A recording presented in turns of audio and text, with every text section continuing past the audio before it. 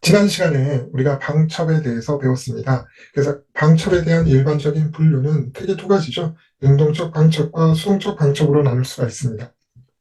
이 능동적 방첩은 구판에서는 크게 정보 수집, 방어활동, 공격활동으로 분류했지만 심판에서는 다르게 분류하고 있죠. 심판에서는 대스파이 활동 또는 대간첩 활동이다라고 이야기를 하고요. 첩보 수집, 방첩 수사, 방첩 공작, 방첩 분석으로 배웠습니다. 사실 이 단계에 의해서 수행되는 건 아니고요. 일반적으로 이야기하자면 이 단계가 명확히 순서대로 간다라고 할 수는 없지만 굳이 우리가 순서를 매긴다면 첩보 수집을 통해서 여기서 말하는 첩보 수집은 우리가 이야기하고 있는 정보 활동의 첩보 수집과는 다릅니다. 방첩 활동에 있어서의 첩보 수집을 이야기하고요. 수집된 첩보를 바탕으로 분석을 통해서 뭘 생산해낼까요? 바로 방첩 정보를 생산해낼 겁니다. 이런 방첩 정보는 방첩 수사나 방첩 공작에 활용이 될 거예요. 그러면 순서가 이런 식으로 갈 겁니다. 수사가 먼저냐 공작이 먼저냐 그거 다른 분야이니까. 그래서 우리가 이런 식으로 순서를 매길 수는 있는데요. 큰 의미는 없는 것 같아요. 그래서 이런 활동들에 대해서 오늘 세부적으로 배우도록 하겠습니다. 앞서 이야기했듯이 대스파이 활동은 첩보 수집, 방첩 수사, 방첩 공작, 방첩 분석으로 이루어져 있습니다. 순차적인 단계는 아니라고 말씀을 드렸습니다. 그러면 제일 처음에 나오는 첩보 수집 단계부터 가보도록 할게요. 우리가 정보 활동, 정보기구가 할 수 있는 4대 활동이 있다라고 말씀을 드렸습니다. 첩보 수집, 정보 분석, 비밀 공작, 방첩이 있죠. 그런데 여기서 말하는 첩보 수집은 정보 활동이 첩보 수집이 아니라 방첩 활동에 있어서의 첩보 수집을 이야기합니다. 그래서 방첩 임무를 달성하기 위한 목적에서 수행되는 첩보 수집은 뭐가 다르다고요? 수집 대상이 다르다는 점에서 일반적인 첩보 수집 활동과 거의 유사합니다. 그래서 차이점을 꼭 기억해 두셔야 되죠. 그러면 방첩 활동에 있어서의 첩보 수집 대상은 누구냐? 바로 적국의 정보기관 또는 적국의 방첩기관이 될 겁니다. 적의 적대적인 활동을 무력화시키기 위한 방첩 활동의 일환으로 다양한 출처를 통해서 외국 정보 및 보안기관의 시설, 그 다음 지도체제, 주요 인물, 통신수단, 공작기법 등을 수집합니다. 그 수집 대상이 일반적으로 적국의 정보기관이다라고 생각하시면 될 것 같아요. 그리고 방첩 활동에서의 첩보 수집은 일반적인 첩보 수집과 유사하게 방첩에 활용되는, 그러니까 수집 출처도 비슷하다라고 이야기할 수 있겠죠. 따라서 인간 정보와 기술 정보로 구분될 수 있습니다. 물론 공개 정보도 들어가죠. 그래서 인간 정보에서 가장 많이 나오는 수집 출처가 바로 망명자입니다. 지난 시간에 설명해 드렸죠. 디펙터. 그래서 망명자가 제공하는 정보는 두 가지 가치가 있어요. 신뢰성이 있을 수도 있고요. 신뢰성이 없을 수도 있어요. 왜냐하면 이 망명자가 이중 스파이일 경우도 있거든요. 그래서 대부분은 이제 신뢰성이 떨어진다라고 이야기를 해요. 그리고 때로는 적대 세력이 망명객을 가장해서 의도적으로 침투시킨 이중 스파이일 수도 있기 때문에 신뢰성이 떨어진다라고 이야기를 합니다. 그 다음 기술 정보에서 신호 정보 수집 시긴트라고 이야기를 하죠. 이 시긴트와 관련되어서 방첩에 유용하게 활용되었던 사례가 바로 1940년대와 50년대에서 수행된 베로나 작전을 들 수 있습니다. 그래서 그때 나타났던 성과가 로젠버그 부부 사건에 대한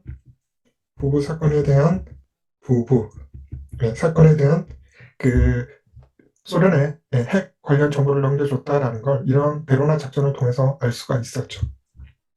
그 다음 위성 영상, 이민트라고 할 수 있겠죠. 영상 정보 같은 경우에는 다른 출처, 공개나 인간 신호 정보 등에 비해서 방첩에서의 활용 가치가 다소 미흡한 것으로 간주가 돼요.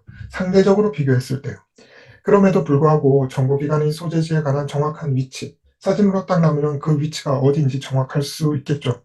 이런 위치 정보를 제공해 줌으로써 방첩에 있어 유용하게 활용될 수 있습니다. 그런데 대부분 방첩의 가장 유용한 정보는 어떤 정보일 것 같아요? 상대적으로 비교했을 때 인간 정보가 효용성이 높다라고 우리는 보고 있습니다.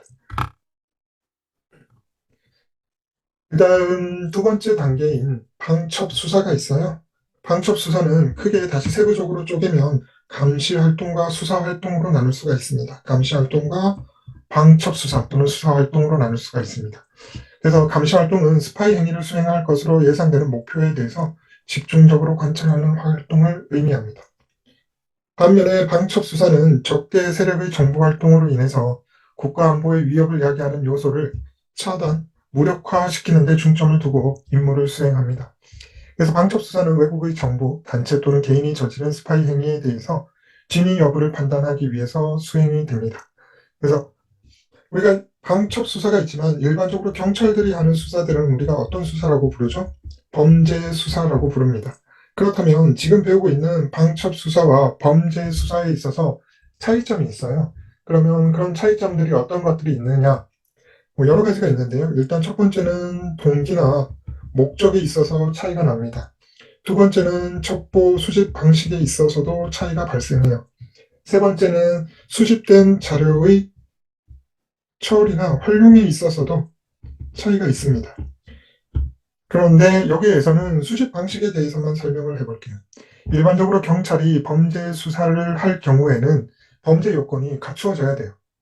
범죄 요건이 갖추어지지 않은 상태에서 범죄 수사를 하게 되면 경찰의 입장에서는 불법이 됩니다.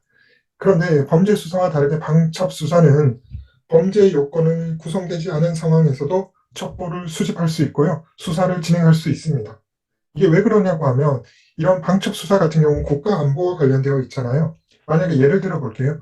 9.11 테러 이전에 비행기를 납치하기 이전에 그 테러리스트들이 있었을 거 아니에요. 그런데 만약에 이 사람들에 대해서 수사를 안 했죠. 안 했으니까 9.11 테러가 일어났겠죠. 그런데 범죄 요건이 구성되지 않아도 그런 사람들을 미리 방첩 수사를 했더라면 국가 안보에 그처럼 커다란 타격을 받지는 않았을 거예요. 그래서 한번 일어나면 그게 국가 안보에 심각한 위협을 야기하기 때문에 범죄 요건이 구성되지 않는 상황에서도 첩보를 수집하는 것이 일반적입니다. 그래서 방첩 수사 같은 경우에는 외줄타기라고 하는 게 그렇게 해서 성과를 내면 칭찬을 받겠지만 어떨 경우에는 불법이 되는 경우도 종종 있어요. 뭐 민간인 사찰 뭐 이런 식으로 가버리게 되겠죠. 그래서 이런 이중적인 모습이 있다라는 거 기억해 두십시오. 그다음 여기 이제 동기와 목적을 그냥 가볍게 설명해 드리면 방첩 수사에서 범죄 수사와 다르게 동기나 목적에서 차이가 있다라고 이야기를 하고 있잖아요. 보통 범죄 수사는 범죄자를 체포하는데 예, 그 수사의 목적이 있는 거죠. 그런데 방첩 수사에서 목적은 뭐냐 하면 단순히 이런 그 스파이 행위자를 체포하는 게 목적이 아니에요. 그걸 사전에 차단하는 게 목적이 되겠죠. 사전 차단이 더 중요합니다. 왜냐하면 일어나면 국가안보에 치명적인 위협을 가하기 때문에 그렇습니다. 자료의 처리와 활용도 마찬가지예요. 일반적인 범죄 수사 같은 경우에는 이 사람을 어떻게 해야 돼요? 증거를 찾아서 수집된 자료들을 법원에 제출하는 게 일반적이잖아요. 그런데 방첩 수사에서 자료의 처리, 활용 같은 경우에는 이걸 뭐 법원에 수사 자료로 내기도 조금 애매한 가십거리 같은 거 있잖아요. 그런 자료들도 예, 수집합니다. 수집하고 처리하고 활용을 합니다. 다만 이런 그런 자료들은 법원에서 사용되지는 않겠죠. 그 법원의 자료로는 인정되지는 않겠지만 자체적으로 그런 자료들을 활용은 합니다. 그래서 이런 방법에 있어서 차이점이 존재합니다. 세부적인 건 이게 너무 깊게 들어가기 때문에 그냥 간략하게 수집 방식이 가장 시험에 많이 나오거든요. 차이점으로. 그래서 범죄 요건을 구성하지 않는 상황에서도 첩보를 수집한다라는 사실입니다.